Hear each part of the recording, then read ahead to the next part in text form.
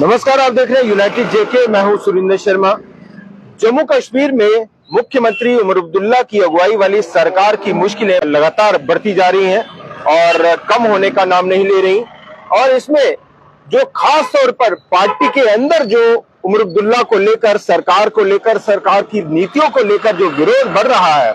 उसमें सबसे आगे चल रहे हैं आगा सईद रऊल्ला, जो कि नेशनल कॉन्फ्रेंस से सांसद है और लगातार पार्टी के खिलाफ, मुख्यमंत्री उमर अब्दुल्ला के खिलाफ काम कर रहे हैं और उनके खिलाफ जो है वो एक मोर्चा उन्होंने खोल रखा है। बड़ी बात यह है कि आपको याद होगा कि ये वही आगा सईद रऊल्ला है जिन्होंने आरक्षण मुद्दे पर जो है वो मुख्यमंत्री आवास की तरफ जो है वो प्रदर्शन भी किया और घेराव भी किया मुख्यमंत्री कार्यालय का। और अब आगा सईद रऊल्ला की तरफ से उमर अब्दुल्ला को यह सीधी चेतावनी दी गई है कि आरक्षण मुद्दे पर अगर जल्द से जल्द इसका हल नहीं निकाला गया तो वह दोबारा से जो है वो प्रदर्शन करेंगे।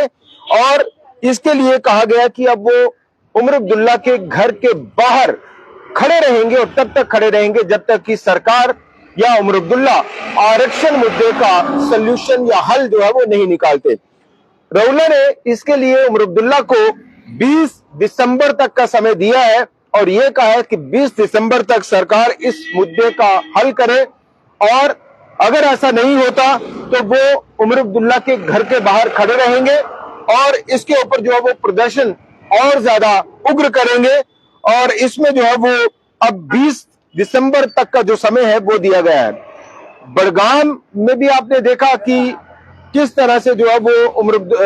जो वहां पे आगा सईद रऊल्ला ने पार्टी के खिलाफ एक तरह से जो है वो एंटी इनकम्बेंसी फैक्टर जो है वो क्रिएट किया और सीधे तौर पर उन्होंने उस वक्त जब चुनाव की घोषणा हुई थी तो ये कह दिया था कि भाई मैं बड़गाम में चुनाव प्रचार जो है वो नहीं करूंगा। और बड़गाम सीट जो है वो नेशनल कॉन्फ्रेंस के खाते से निकल गई और पीडीपी ने जो है वो वहां बाजी मारी। उसके बाद हालांकि उमर अब्दुल्ला ने कई बयान भी दिए और कहा कि आगा सईद रऊल्ला ने जो है वो एक तरह से अपना पॉलिटिकल कैरियर खत्म किया है और अब जो उम्मीदवार वहां जीत कर आया है वो जाहिर सी बात है कि वो अब स्पेस नहीं रहने देगा आगा सईद रऊल्ला के लिए। तो कहीं ना कहीं आगा सईद रऊल्ला ने खुद अपना जो पॉलिटिकल सुसाइड है वो किया है। उस वक्त उमर अब्दुल्ला ने ये जो प्रतिक्रियाएं थी वो दी थी। और दूसरी तरफ नेशनल कॉन्फ्रेंस का एक बड़ा धड़ा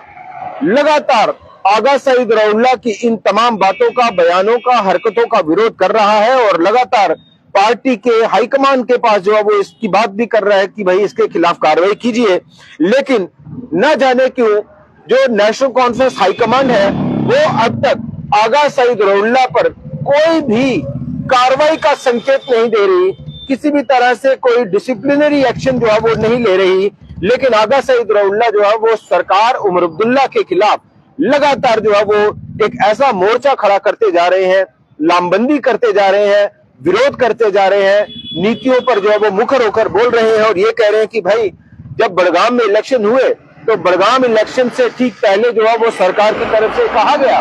कि जो कैबिनेट सब कमेटी बनाई गई थी, कैबिनेट सब कमेटी को 6 महीने का समय दिया गया था और उस 6 महीने का समय पूरा होने के बाद सरकार की तरफ से, या